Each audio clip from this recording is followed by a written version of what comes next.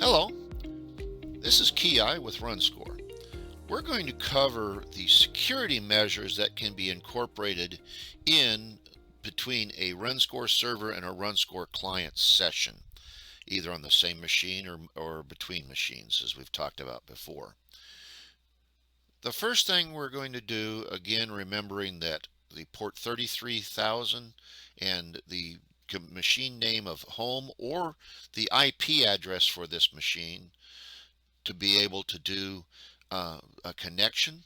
We're going to control that connection from RunScore Client by going to Clients table. This allows us to create a login with an associated name and password, or without a password, to go ahead and restrict who can log in. We're going to create the login of client. We're going to do the password of open, and we're going to leave the role blank. We'll go ahead and close that. We've acknowledged those. We're going to go ahead and connect with the client.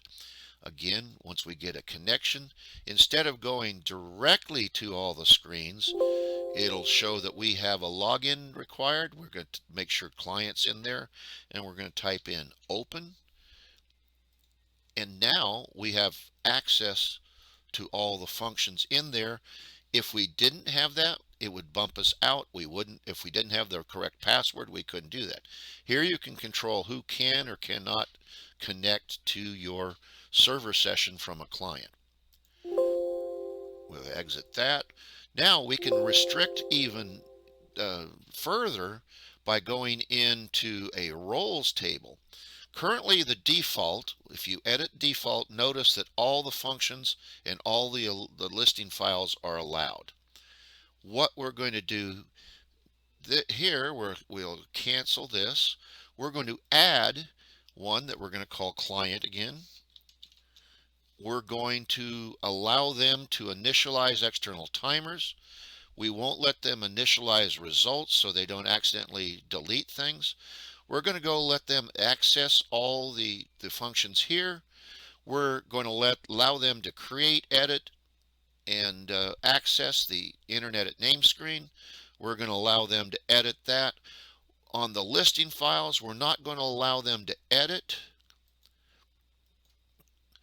either of those, or create, and we're going to make sure they can't delete anything from this program. We can select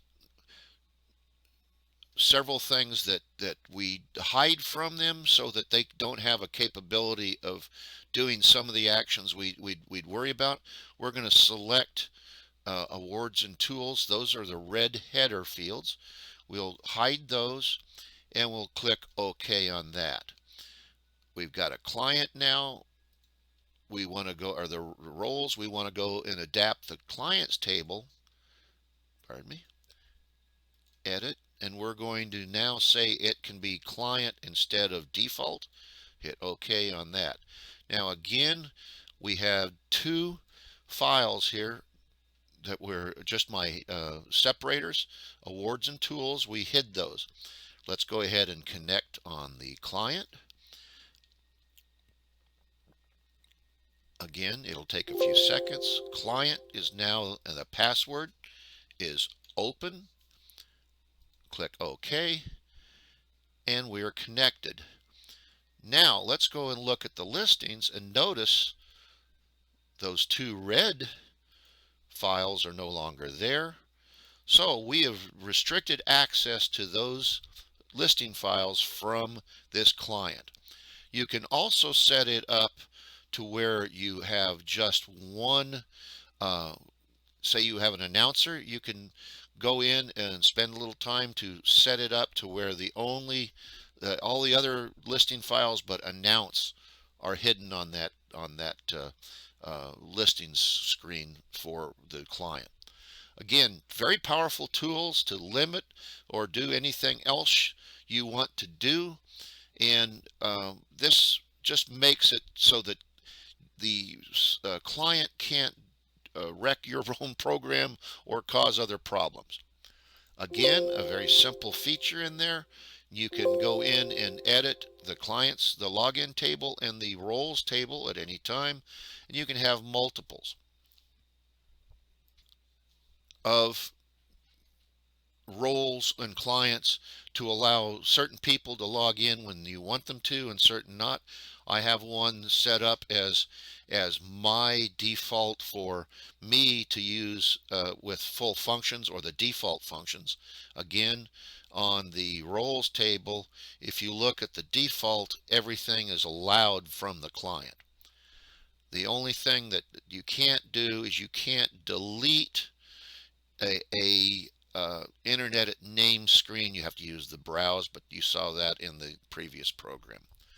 Again, very powerful, very easy. If you have any questions on this, contact us at support. Otherwise, we'll hope to see you shortly in the next video.